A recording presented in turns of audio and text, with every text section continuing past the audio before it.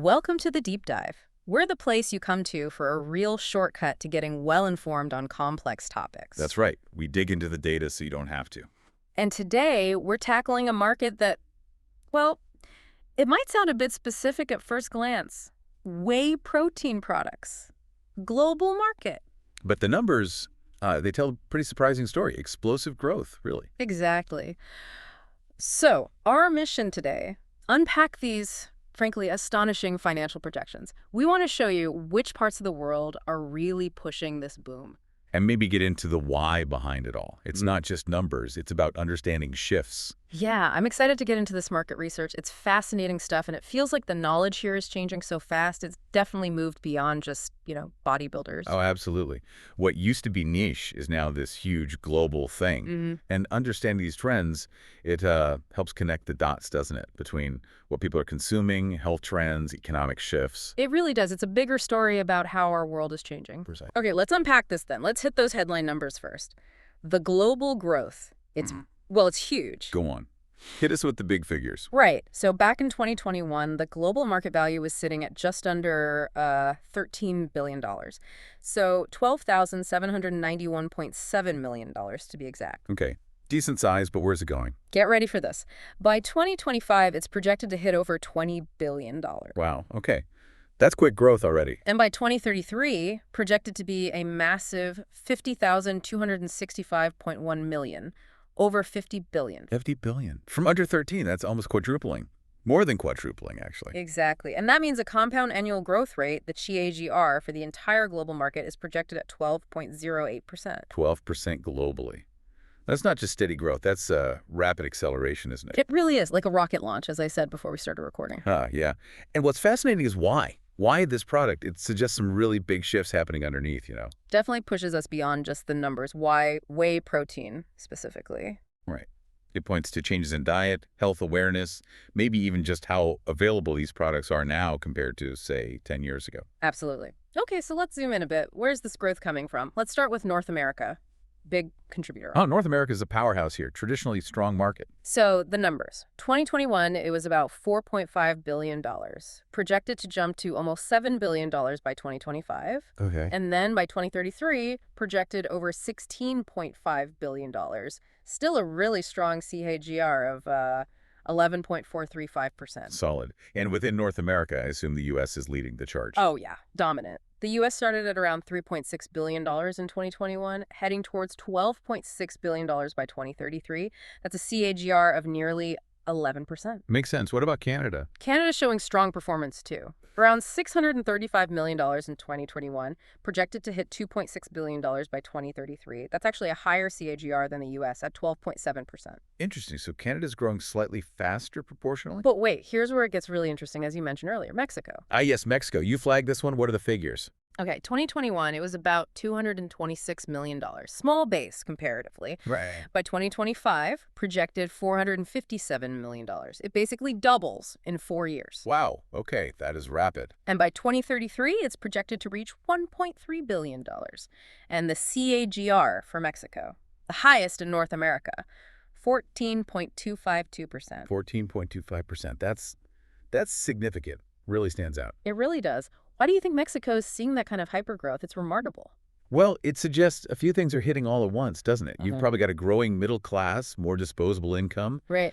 Increased exposure to global health and fitness trends, maybe through social media, Makes sense. and critically, probably an improving local supply chain, making products more available, maybe more affordable, more culturally relevant even. So it's like a market catching up, but doing it incredibly fast. Exactly, a powerful signal. And we see different but also strong dynamics across the pond in Europe. Okay, let's pivot there. Europe. You said established, but still strong growth. Very much so. A big market already. Over $3.6 billion back in 2021. And the projection for 2033. Heading towards $13.6 billion. So a KGR slightly higher than North America's overall, actually. 11.576%. Interesting. And who are the key players within Europe? Well, it's quite diverse. The UK actually led in 2021 with around $777 million. Okay. And it's projected to hit $3.2 billion by 2033. That's a strong TGR of 12.5%. So the UK is growing faster than the European average. Slightly, yeah. Germany's not far behind, though. Started at nearly $600 million, projected to reach $2.3 billion. Key GR around 12%. Okay, so UK and Germany leading the pack. They are. But France and Italy are significant too. France heading towards nearly $2 billion, Italy over $1.2 billion by 2033, both with key GRs over 10, nearly 11%. So broad-based growth across Western Europe, it sounds like. Definitely. And even if you look further, places like Russia, Spain, they're showing solid double-digit growth projections too, around 10% CGR each. It shows the appeal is really continent-wide. Fascinating. Okay, from Europe, let's jump over to Asia Pacific. Another region you flagged as having really robust growth. Absolutely. Asia Pacific is a really exciting part of this story. Huge populations, rapidly changing economies. And the numbers reflect that. They do. The region started at nearly $2.7 billion in 2021, Right. projected to reach over $4.3 billion by 2025, and then soar to over $11.7 billion by 2033. 11.7 billion. And this AGR. Very strong, 13.17%, higher than North America and Europe. Wow. Okay, who's driving that within Asia Pacific? China, I assume? China's definitely leading in terms of market size. Started close to $900 million in 2021, Right. projected to hit almost $3.9 billion by 2033. That's a GGR of 13.34%. Right. So, really significant growth there. And Japan, usually a strong market for health products. Japan's significant too, about $550 million in 2021, projected to reach $2.2 billion by 2033. Solid GGR over 12%. Okay. But you mentioned earlier India. That's another standout. India is absolutely one to watch. It shows one of the strongest trajectories, maybe the strongest in the region. Really? What are the numbers? Started smaller, around $313 million in 2021. Okay. But it's projected to leap to over $1.5 billion by 2033. Wow, that's nearly a five-fold increase. Exactly. And the KGR reflects that. A remarkable 14.402%. 14.4%. That's even higher than Mexico's rate. It is. And Singapore's right up there too, actually. Slightly smaller market, starting around $118 million, but projected to hit $560 million with a TDR of 14.276%. So very close to India's rate. India and Singapore. That rapid growth must signal something fundamental happening, right? Like major shifts in diet or fitness culture. I think that's exactly it. For India, you've got that combination, right? Young population, rising incomes, massive uptake of social media spreading global trends. Right, the awareness factor. Yeah. And Singapore, it's already a very health-conscious urban society, so they're adopting these products quickly as part of a wider wellness focus. It's more than just market data. It feels like a societal pulse. It really does. These numbers are like signals of how societies are evolving. Okay, so we've covered the big players. Now let's look at what you call the emerging fronts. South America, Middle East, and Africa. Smaller markets now, but potentially huge growth. Exactly. Don't let the current size fool you. The rates of growth here are incredibly strong, sometimes the strongest globally. This is where a lot of the future potential lies. Okay, let's break it down. South America first. South America overall shows a solid TKR, 11.693%, growing from about $740 million in 2021 to a projected $2.8 billion by 2033. And within South America, Brazil must be key. Brazil is the giant, About $315 million in 2021, heading towards $1.2 billion. That's a key GR over 12%. So Brazil's pulling the average up a bit. It seems so. The rest of South America category shows a slightly slower, though still decent, TKR around 10%. So Brazil's really driving it there. Got it. Okay, Middle East. Middle East shows really strong growth. Overall KGR of 12.563%. Higher than South America's average. Yep. Starting from about $600 million in 2021, projected to hit over $2.5 billion by 2033. Maybe standouts there. Saudi Arabia leads in size. Around $212 million initially, projected to reach nearly $935 million. That's a CAGR over 13%. Strong. And the UAE is growing even faster, proportionally. Smaller base, about $85 million, but projected to hit almost $390 million. That's a CAGR over 13.5%. Again, very robust expansion. Okay, impressive numbers across the Middle East. Now, Africa. You mentioned this region shows some of the fastest growth globally. Absolutely. This is a really key takeaway. Africa as a whole.